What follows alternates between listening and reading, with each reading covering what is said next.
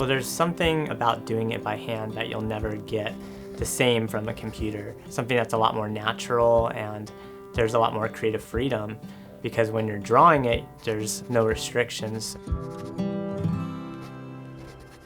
If you want to be able to stand out, if you want to be able to have something that doesn't look like everyone else, it's an art of doing it by hand. There'll always be a demand for that. There'll always be some people that don't want the same as what everyone else wants, so that's probably why there's a resurgence of going back to the older ways, because it's more rare even now.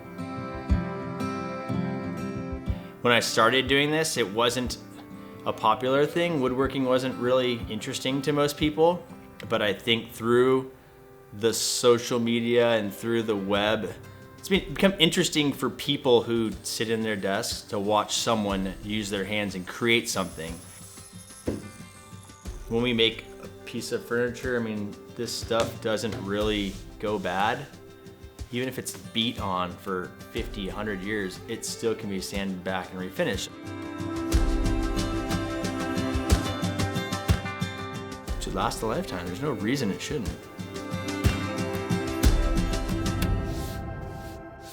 We have this like very throwaway mentality with our life today.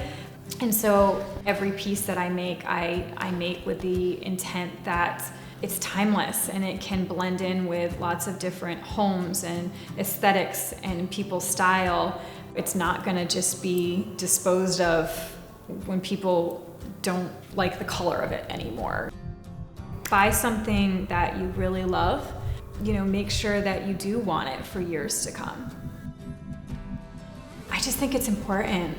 I love the idea of taking clay from the earth and then making it into something that is functional. In general, working with clay is beyond therapeutic. I feel fortunate that I'm able to do that.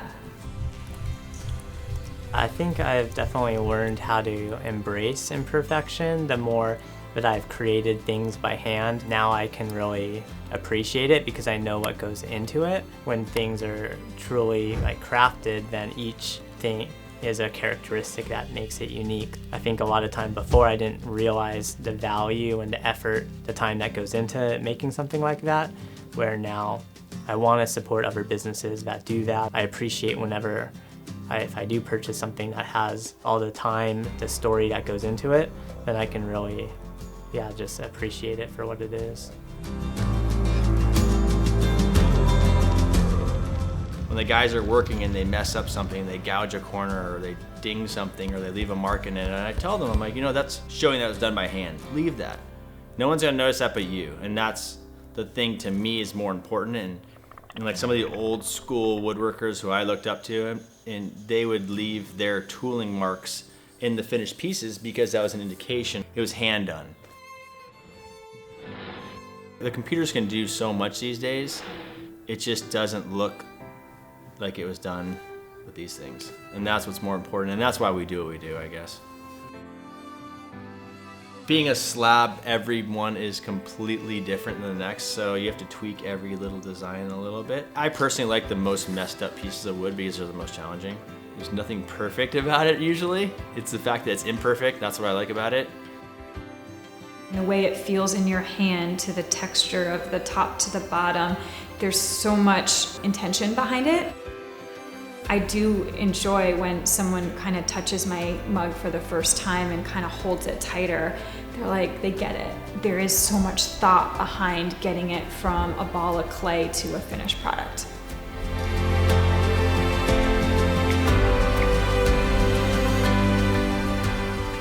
Kind of the way I started doing it was just as a personal project for the enjoyment of it.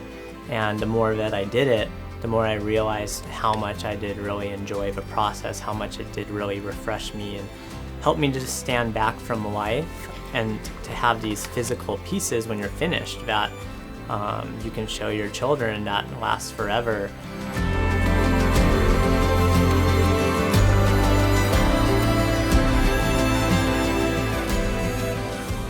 Even if no one knew about it, even if I wasn't making any types of products or anything else, it would still be something that I would do just for the sake of the craft and wanting to do it.